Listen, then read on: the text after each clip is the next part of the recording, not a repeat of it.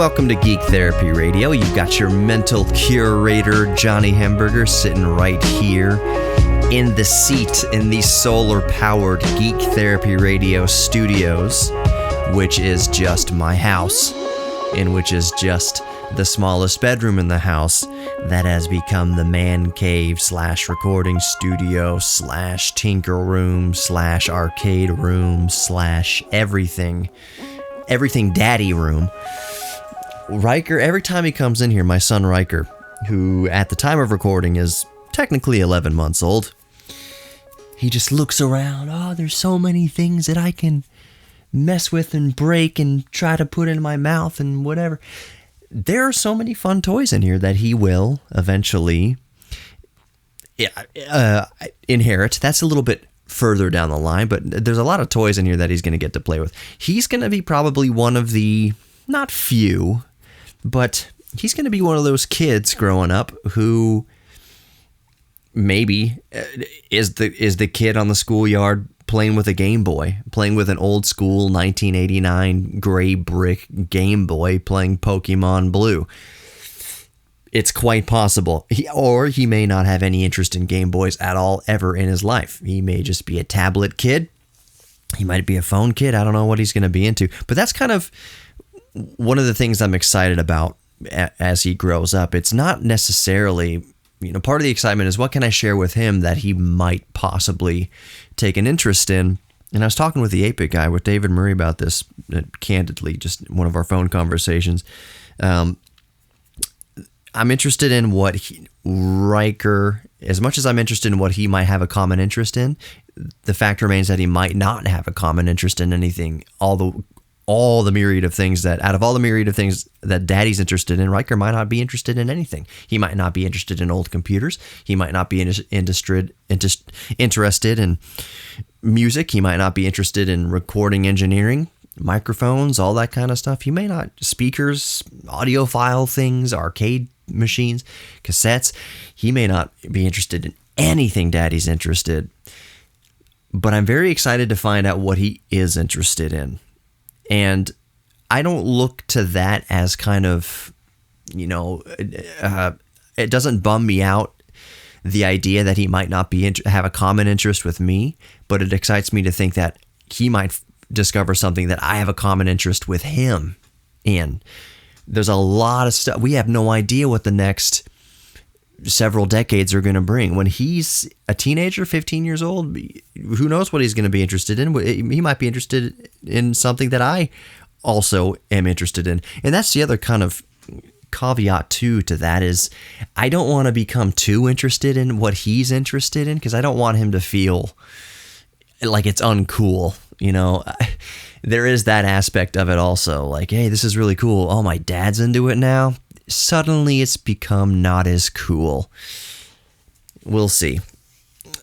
I kind of hope, it would be neat it'll be neat whatever he's into, but if he's into something low tech, I think we all need a low tech hobby as well. Whether that's reading actual paperback books or hardcover books, just physical books, not in an e-reader. Maybe that's writing poetry with a pen or pencil. Maybe it's writing stories with a pen or pencil. Maybe it's art with the brushes and easels and things like that. I think we all need, and this used to be part of the motto of Geek Therapy Radio back when I started in 2017, the first intro that Eric Sharp was the voiceover for. I wrote the motto for the show, which was like high tech, low tech, we're all geeks about something. I think it behooves us to have a low tech geek thing also. One of my low tech geek things, it's not something that I've done recently, but I used to like to write a bit. I would write stories in a spiral notebook. From time to time, I'd go to the arts and crafts store and I buy easels or I buy canvases and I paint. Matter of fact, I've got a couple of them hanging around the Geek Therapy Radio studio here. Things that I've just kind of painted in my past. I like to read actual physical books. Of course, I have an e-reader as well, a Kindle, and a Nook for that matter. But the reason why I think that it's a good thing that in this high tech world, yes, I geek out about VR and video games and all sorts of stuff. The reason why I think it's good to have a low tech geek thing also is, who knows where you're going to be, what you're going to be doing, what's going to happen in your life, what's going to happen in society, who knows. And I'm not talking about super doom and gloom like a meteor hitting the earth. I'm talking power outages and such. And what if it's a prolonged power outage, and what if for some reason you haven't planned ahead and you can't charge your phones or tablets and you can't be watching movies saved to your tablet or whatever. If presented with a pencil and a notebook and that's all you got, it might be good to have some sort of interest in something that you can do with pencil and paper, just drawing. I used to love drawing. I'll end this segment with this kind of little anecdote. I used to draw Sonic the Hedgehog all the time. In 5th grade, I drew nothing but Sonic the Hedgehog. Other kids in 5th grade were drawing like the Stussy symbol. They were like doodling that in their books. I was trying to draw the most perfect Sonic the Hedgehog I could. And I'd be in competition with my friend John Robertson, who I don't know if he listens to the show or not, but we would have competitions. Who can draw the best Sonic the Hedgehog? He was so much better at drawing cartoons than me. But every once in a while, I would nail it. Perfect Sonic. More Geek Therapy Radio coming up. Don't go anywhere.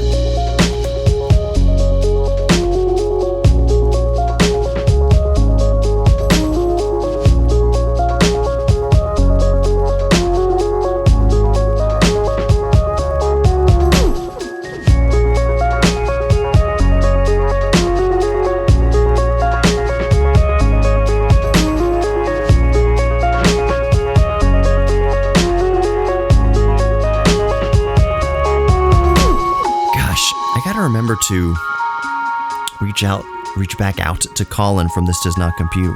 A couple months ago, maybe it wasn't a couple months ago, but at least a month ago, we were going to do a podcast about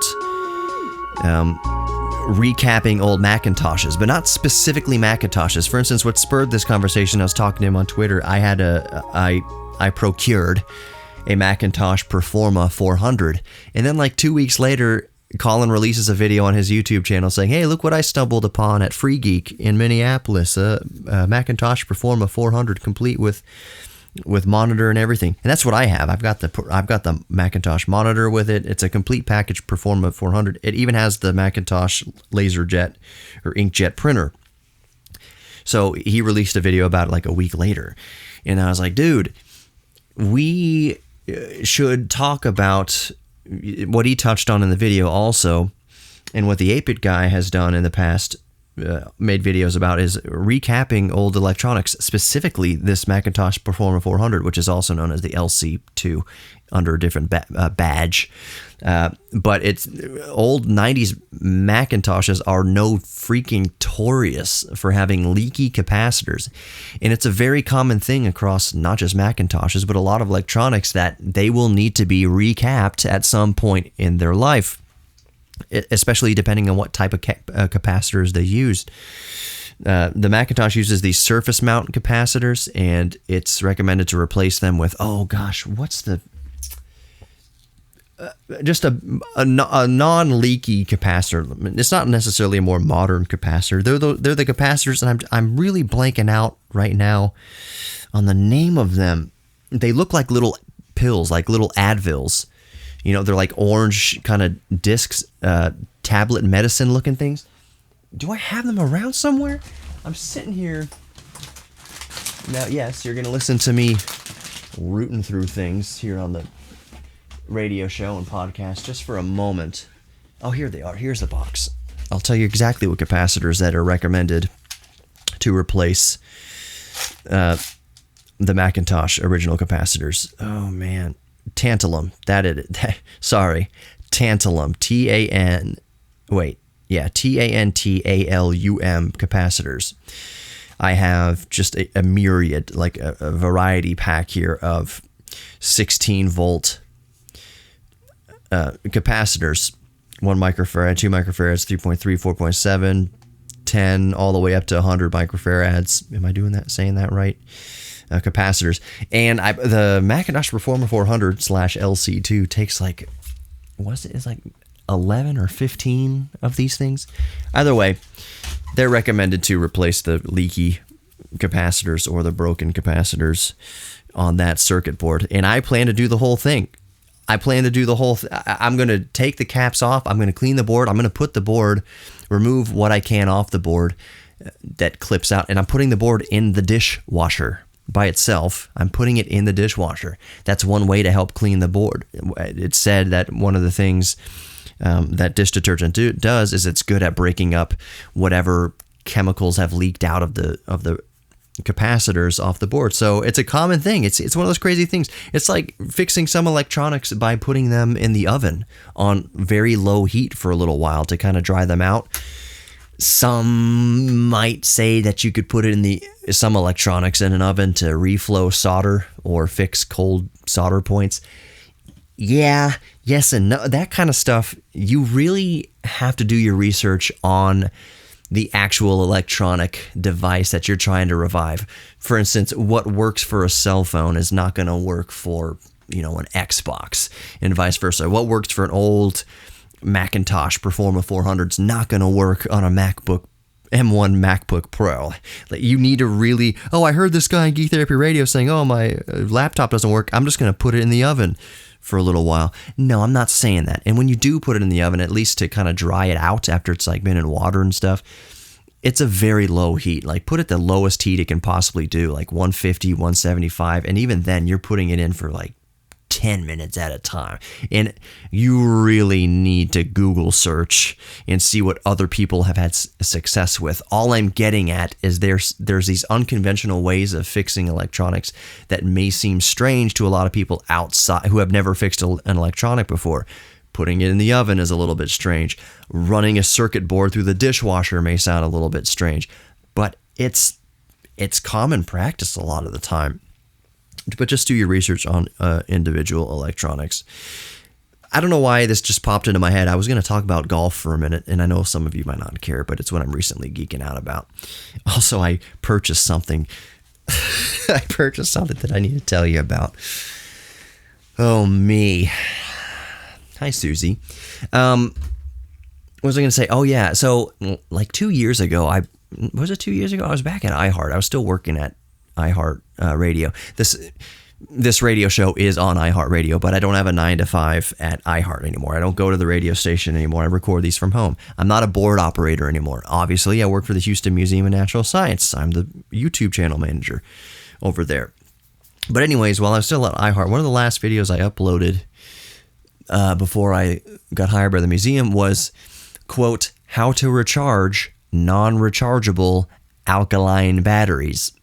And if you go watch that video, or maybe some of you listening have already seen that video, you can see the disclaimers I put. Anywhere that I can put a disclaimer, hey, don't do this at your own risk. If you are not comfortable attempting this, don't do it. There is a hazard. These things can explode. The juice and the electrolyte inside the battery can get in your eyes and cause blindness or injure you. This is not safe to do under normal circumstances. So attempt at your own risk.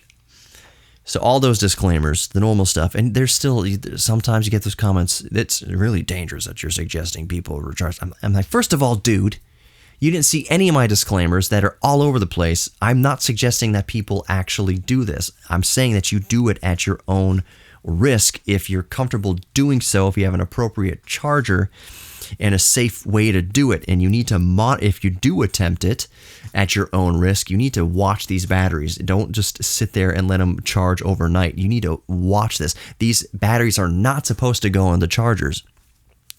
So anyways, in the video, I used a USB battery charger that charges two AAA or AA batteries at a time. And the charge rate is very low. It's 150 milliamp hours, and I believe it's 150 milliamps, and I believe it's split between the two. Like if you have one battery, it charges at 150 milliamps. If you have two batteries, it charges at 75 milliamps or something like that. Either way, it's a very low amperage going into the batteries. So the example I used was this really only works for devices that are very low drain. So in the example I gave, I used a wireless mouse. I'd say this is something that would also be possible like with a TV remote control. And you'd be surprised how much extra life, how many extra months you can squeeze out of a pair of non-rechargeable alkaline batteries if you do put them on a charger for a quick and low milliamp zap every once in a while. So I took the dead battery, quote unquote, and I put it in my charger, and I would just watch it every 15. I charge it for an hour on this very low milliamp hour USB battery charger. I said every 15 minutes, every 10-15 minutes, get up, touch the batteries and see and feel them. If they're getting warm, obviously don't do this, but check it regularly to make sure that things are under control. And if you're going to do this, put it in somewhere where it's not going to leak on anything else. Like put it on concrete somewhere, put it away from other stuff. So anyways, I had them on the charger for an hour, kept testing and touching them, making sure they weren't getting warm, put them back in the mouse, and it lasted for another couple months in the wireless mouse. The wireless mouse is one of those, what do you call them? It's a Microsoft mouse, the stylish one, Pro Style, I don't know what it's called. Anyways, I don't know what got me off on that tangent. I'm not suggesting that you put alkaline batteries in a battery charger. Don't do that. Don't just do that upon listening to me. Do your research and possibly attempt at your own risk. Let's get off that subject. More Geek Therapy Radio. Don't go anywhere.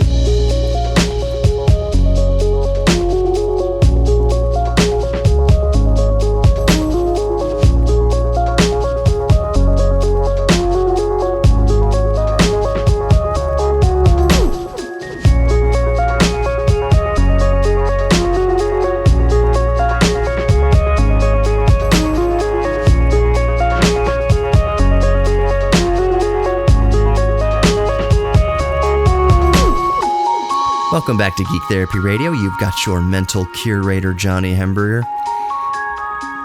I guess I'll start off this segment with what I've been geeking out about recently. And the reason why I'm telling you this isn't because I think a whole ton of you might be super interested in it. I mean, that's one part of geek, being a geek about stuff is that just because I'm a geek about something at a particular moment doesn't mean everybody's a geek about it.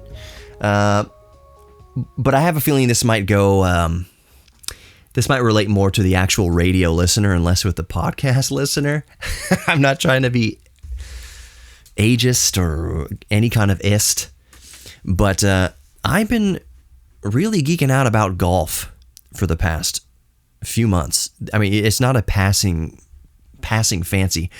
So part of it is that I grew up playing golf with my dad. It's one of the fond memories I have as a kid and growing up even as a teenager is going out once in a while, a few times a year and golfing.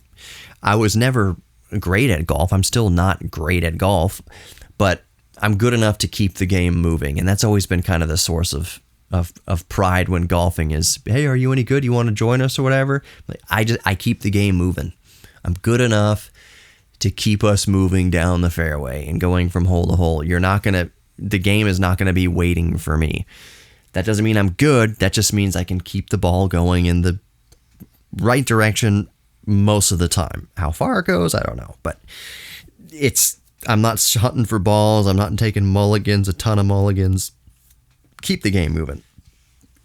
And no one has to teach me anything, basically. It doesn't mean I know what I'm doing perfectly. What I'm getting at is it. So I have been playing so much Mario Golf across all available platforms, even going back to the unofficial first Mario Golf, debatable, NES Open, which is very hard. That's a very hard golf game, NES Open. But it's Mario and Princess and I think Toad in there. Who are all the characters at NES Open? I believe it is called NES Open. It's made by the same people who go on to make the official Mario Golfs. The first Mario Golf, I believe, was on Game Boy Color, just called Mario Golf.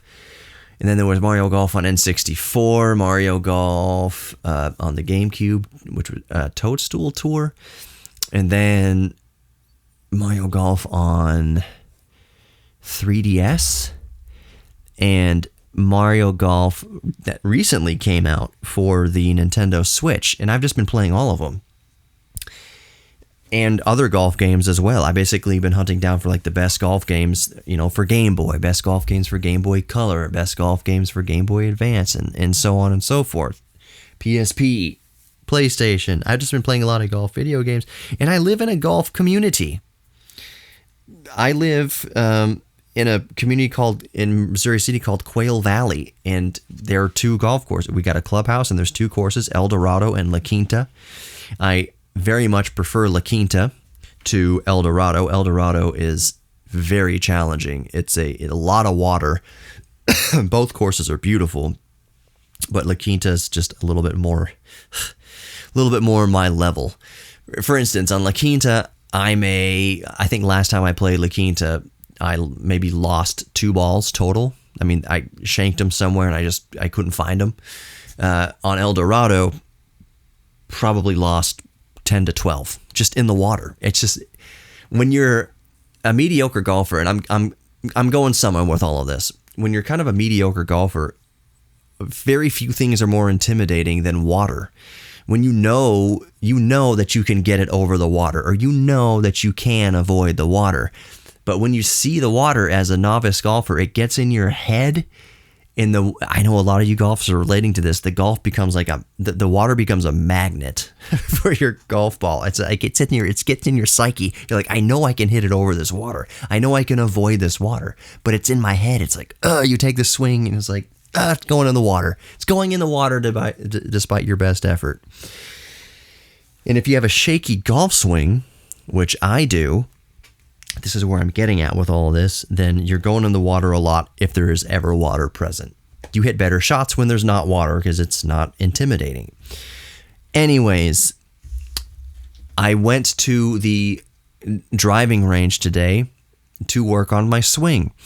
I talked to my neighbor. My neighbor's a really good golfer. He shoots these courses. Maybe he shoots par regularly, maybe a couple over par on a bad day. He's a good golfer.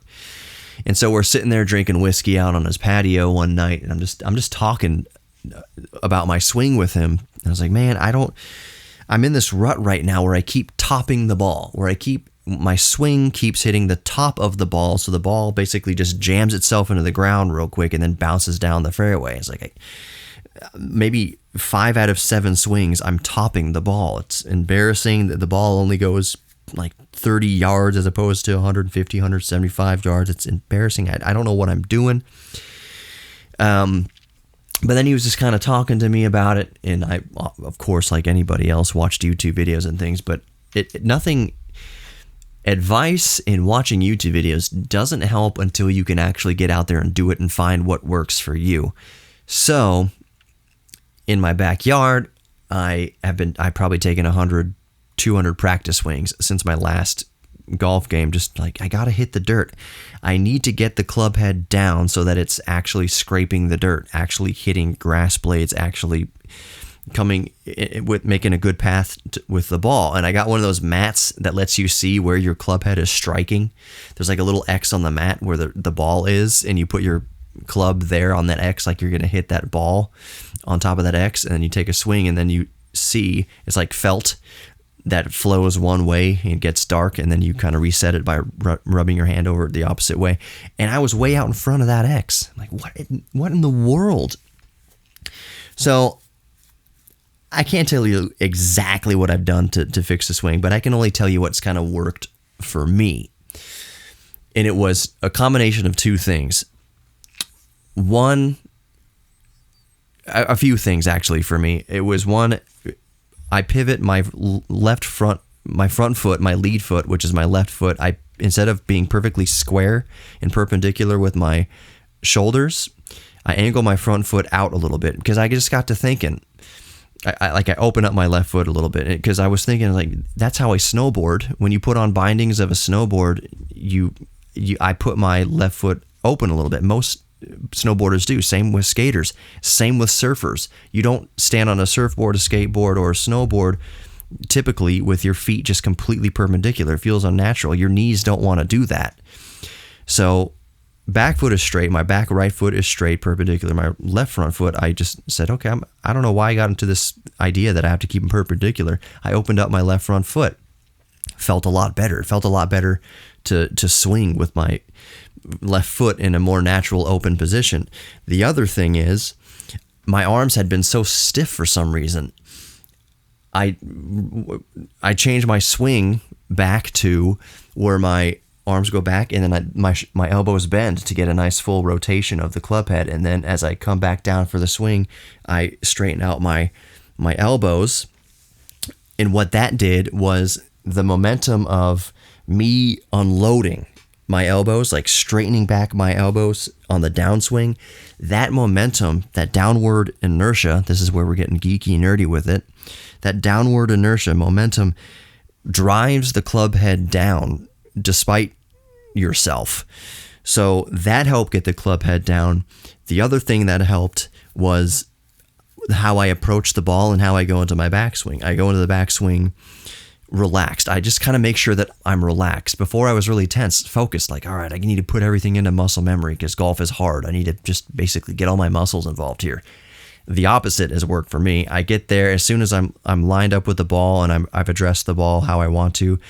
I just kind of like relax my grip and relax my body a bit, and I bring the club head back. I bring the club back relaxed, and then I squeeze on it as I come down. Now, this isn't drastic. It's not going from completely limp spaghetti grip to a very tight grip. It's kind of going from like a moderate grip to a much tighter grip as I go down.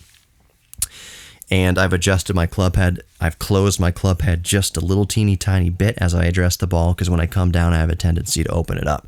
And a lot of golfers have that challenge. Bottom line is, most of the segment was for golf geeks, and I told you what improved my game, what improved my swing.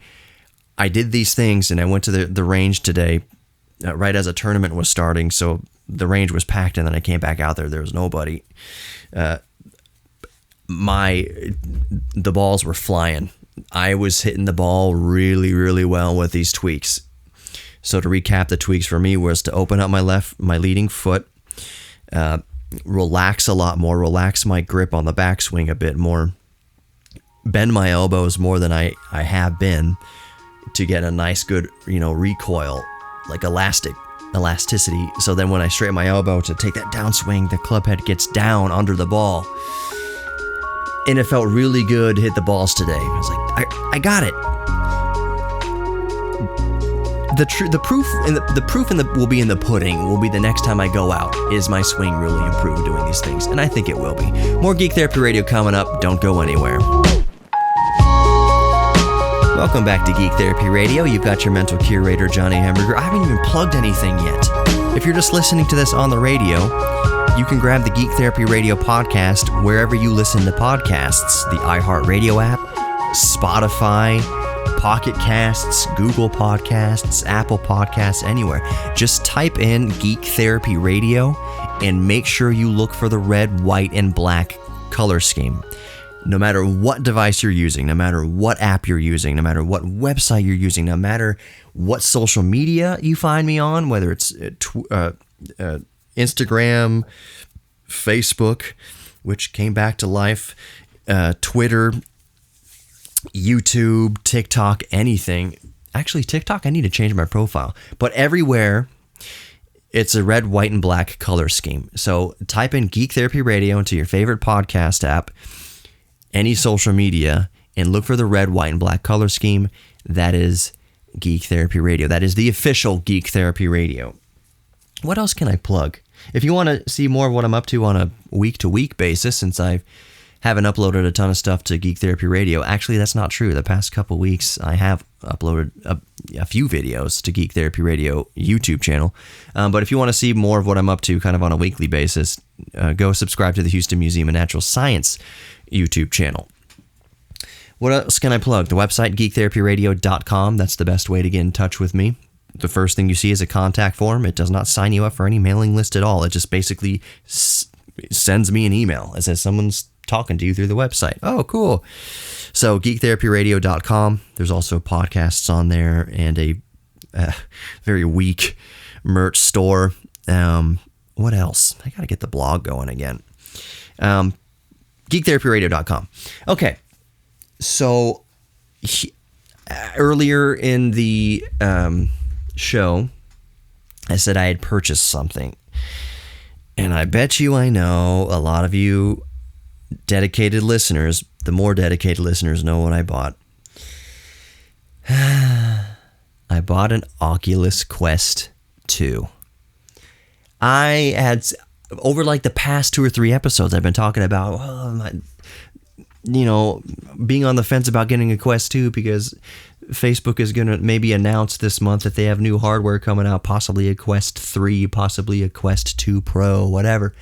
And then the other part of me is like, even if they do announce it, it's not going to come out until next year, most likely due to the chip shortage and manufacturing and all sorts of other things. If it does come out this year, if it is available for, the holiday season 2021, great. I mean, I'll be pleasantly wrong. I'd be happy to be wrong about that. But I just get this feeling that we're not going to see a 2 Pro or a 3 this year. That it's going to be one of those things that's going to say like available Q1 2022, like at the soonest. That's just kind of the gut feeling that I get. And I don't have any buyer's remorse. It is awesome. The resolution is better than my OG Rift. It plays much nicer with my laptop. My Asus Zephyrus G14. I'm not going to go into this ad nauseum, but I had mentioned in previous podcasts that the Oculus doesn't play well because with the G14 because it has Radeon graphics and NVIDIA graphics, and there's a communication thing that goes on between the two graphics cards. I mean, the CPU is an APU, but you get what I'm saying. There's 2 graphics choices that the system is making with this, Radeon and with NVIDIA, and Oculus has a hard time. The Rift had a hard time. The Quest had a hard time too. I have the link cable, the Type-C, 16-foot link cable, and Oculus released a beta recently allowing wireless connectivity with a laptop. And I was like, oh, cool, wireless connectivity. That's just that'll bypass, any hardware in the system. I'll just link up over Wi-Fi and it'll work just fine. No, you still got to jump through hoops. I'm going to tell you a little bit of what those hoops are. It seems like these hoops would possibly work with the Oculus Rift also, with all its peripherals, but don't quote me on that. I haven't tried it yet. I'll let you know if I do try it and it works. Basically, for the Oculus Quest and Quest 2, whether you're wanting to, this is only for the Asus Zephyrus G14 at least.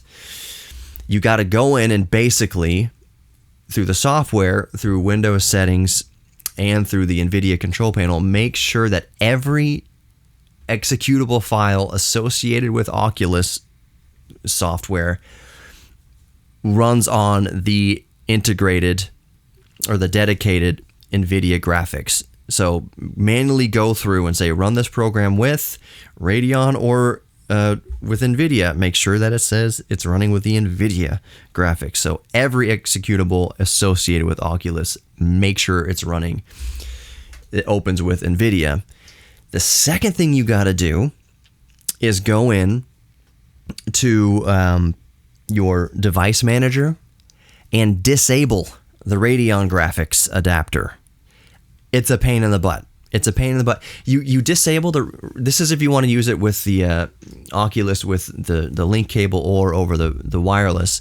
You have to disable the Radeon graphics after you've set all the executables associated with Oculus to run on NVIDIA.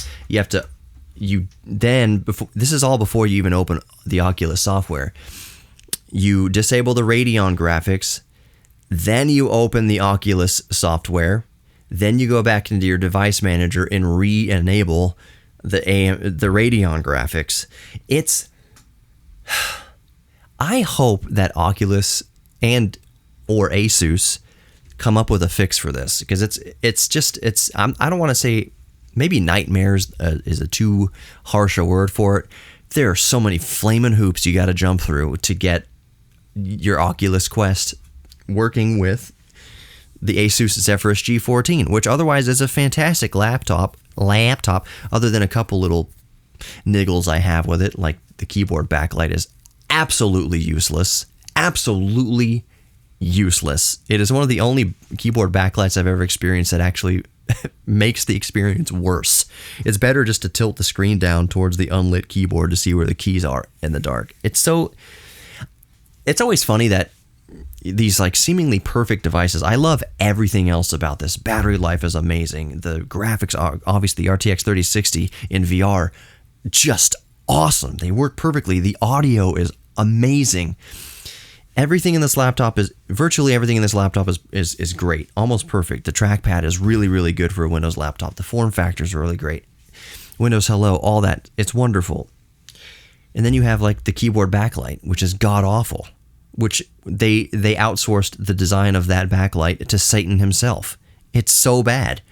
And they're like, oh, the G14, the new 2021 G14, which I have with the RTX 3060, that has an improved keyboard backlight. Really?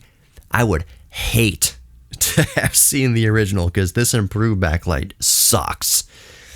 Anyways, yeah, so I've been using the Oculus Quest, and after jumping through all those fiery hoops to get it to work with the G14 here, it's been amazing. No buyer's remorse, and that just has me thinking. It's a roundabout way of saying this. If Facebook announces, if Zuckerberg comes out or whatever, it's like, yeah, we've got a new Quest 2 Pro coming out this year, or a Quest 3 coming out this year, or even the beginning of 2022, I'm fine with the Quest 2, man. It's great. I don't think I'm going to feel much remorse, when the next Quest comes out in the next few months or several months. I'm good. I'm having a pickle of a time trying to get RetroArch working on it and emulators, but I haven't had it very long. I'll get that sussed out. You are worthy of love. You are worthy of giving love and receiving love, and you're worthy of your own self-respect. If you don't remember anything else from these episodes, remember that you are worthy of love and your own self-respect. Thank you so much for listening to Geek Therapy Radio. Go to geektherapyradio.com for more information and to just reach out directly to me. You can also email me, johnny@geektherapyradio.com, JOHNNY. Thank you so much for listening. Take care. I'll talk to you next week. Peace.